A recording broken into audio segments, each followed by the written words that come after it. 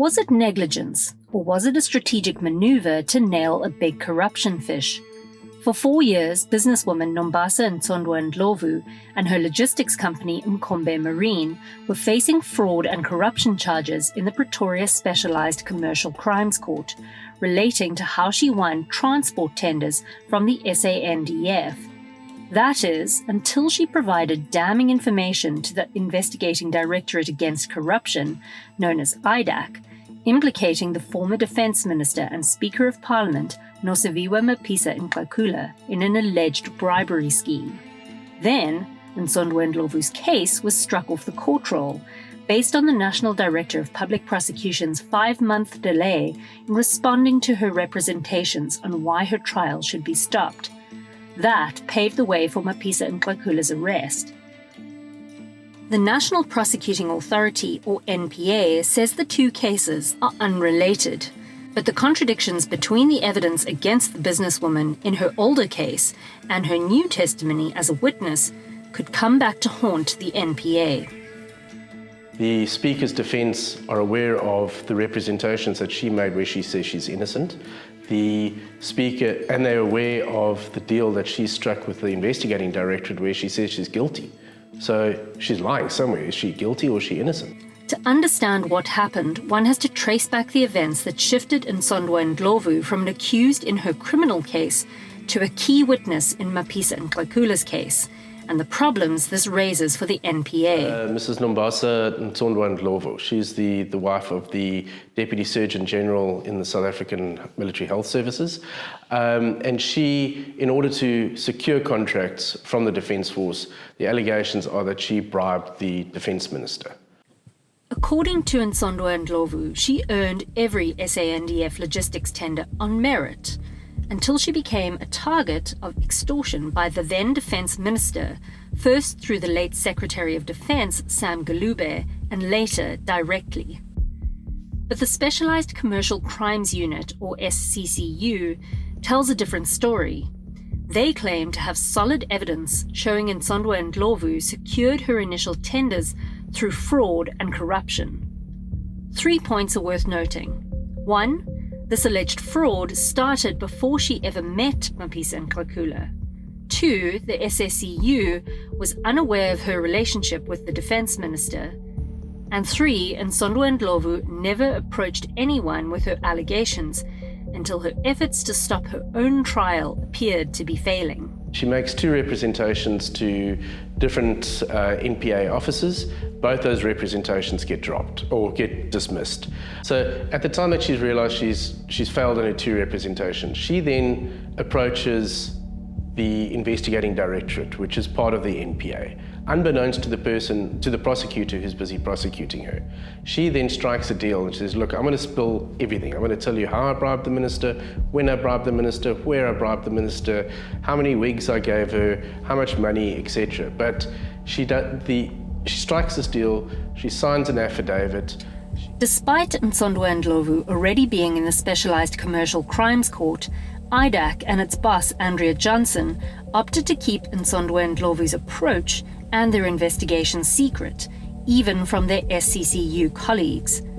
Prosecuting Mapisa-Nqakula was meant to solidify the reputation of IDAC and Johnson, but their handling of Ntsondwa-Ndhlovu's explosive evidence now may end up detonating in Johnson's face, and potentially risks letting what appears to be a wider network of corruption operating within the SANDF off the hook. There should have been discussions between the Investigating Directorate and the prosecution from the Specialised Commercial Crimes Court. How do we win both cases? How do we make sure that we get a good conviction and people get the sentence and justice is served? They would have been not only be able to go after the minister, they would have been able to go after all the other generals. There's just a complete lack of coordination. It's like the left hand doesn't know what the right hand is doing. We confronted the head of the NPA, Advocate Shamila Batohi, about what happened. I want to talk about the case against the former Speaker of Parliament. Did a review panel okay the decision to make arrests in that case?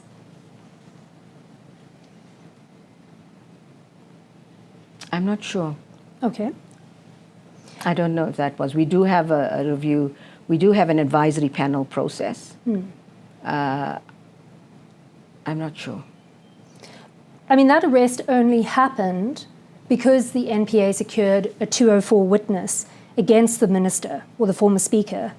But from what we understand, that meant giving immunity from prosecution to an accused who was already on trial for corruption. Do you think that that was the correct decision? Repeat your question, giving immunity from prosecution. Yes. I'm not aware of that. Are you not? I mean, we've sent endless questions to the NPA about this case. That witness is being tried in Johannesburg. Hasn't the case been struck off the roll?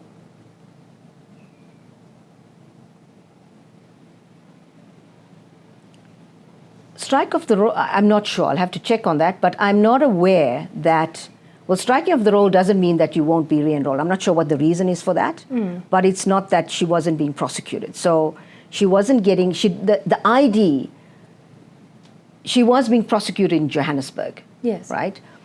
For the way the 204 works, you're right, because 204 means you are someone that's complicit, right? And if you testify frankly, honestly, and you can at the end of the process be given immunity from certain very specific offences and charges. But she was being tried in Johannesburg. So I'm trying to understand your question because I don't think I've answered it. Well, I mean, you had, as you've said, you had someone who was on trial already, actively being prosecuted. The decision to turn her into a 204 witness, to make this offer of immunity from prosecution in exchange for testifying against the former Speaker of Parliament, was that a wise decision, considering that you had an active case that was actively going ahead, which is now essentially can't go anywhere because she's been granted immunity from prosecution? Certain charge. I explained what the immunity. No one gets immunity from prosecution before you testify. Yes. Okay, that only happens at the end, provided you meet the requirements. So in this particular case, I think what's important to understand is when you are dealing with high-level corruption cases, you will almost always, except if you're dealing with digital evidence, have to deal. If you want to get to the top, you have to deal with people whose hands are not clean. Sure. And that is just the way the criminal process works. And you have to make these kind of agreements and arrangements with people whose hands are not clean in order to try to bring, to hold those most responsible accountable. And that is the way it works. So I'm not seeing what, your question about was it wise, I'm not understanding, because this is the way these criminal processes work. Why not secure a conviction against her and then, in mitigation of sentence, offer her a lesser sentence, a reduced sentence, if she agrees to testify? That's an option that we always consider. And why not take it in this case? I'm not sure. That's a decision that the ID takes.